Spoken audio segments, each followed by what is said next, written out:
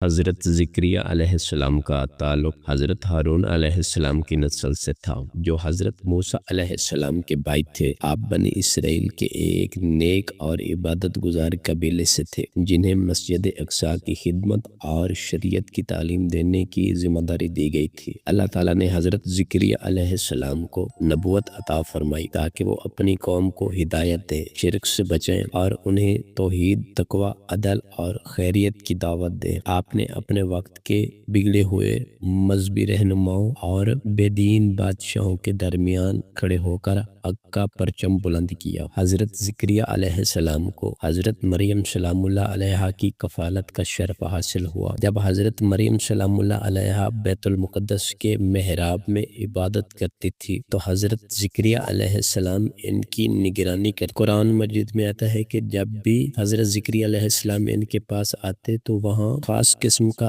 رزق موجود ہوتا تھا۔ جب ذکریا علیہ السلام نے محراب میں اس مریم کے پاس داخل ہو کر دیکھا تو اس کے پاس کھانے پینے کی چیزیں دیکھی۔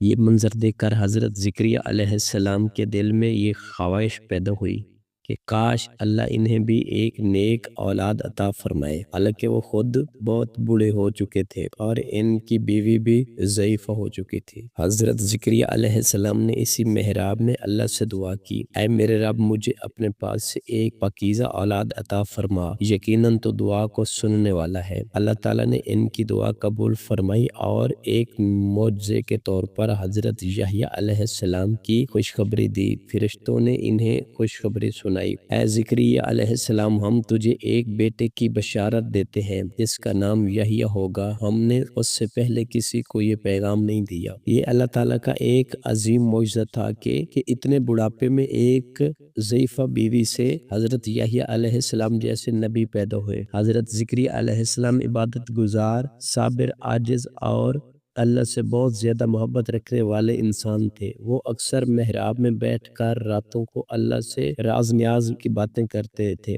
اور لوگوں کو نیکی کی دعوت دیتے تھے۔ وہ نبی بھی تھے اور شریعت کے عالم بھی تھے۔ بنی اسرائیل کی قوم اکثر اپنے انبیاء کی نافرمانی کرتی رہی۔ حضرت ذکریا علیہ السلام نے بھی اپنی قوم کو شرک، بدعت اور بے حیائی سے باز رہنے کی تلقین کی، مگر انہوں نے آپ کی بات نہ مانی۔ بالآخر انہیں حضرت ذکریا علیہ السلام کو شہید کر دیا۔ بعض روایات کے مطابق جب ایک ظالم بادشاہ نے حضرت ذکریا علیہ السلام کے قتل کا حکم دیا تو وہ ایک درخت کے اندر چھپ گئے، لیکن شیطان نے ان کا دامن درخت سے باہر نکال کر لوگوں کو دکھایا۔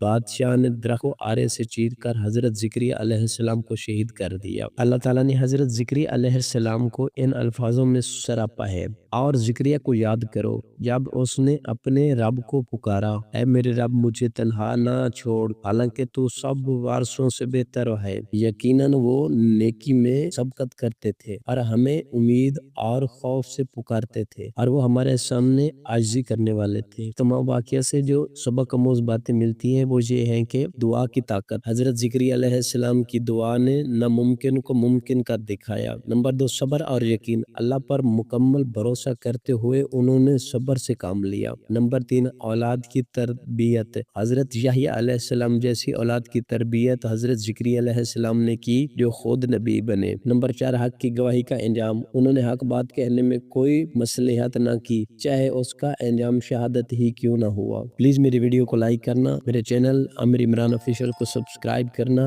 اور اچھے اسلامی کومنٹ کرنا۔ نیکسٹ ویڈیو آنے تک اللہ نگہبان۔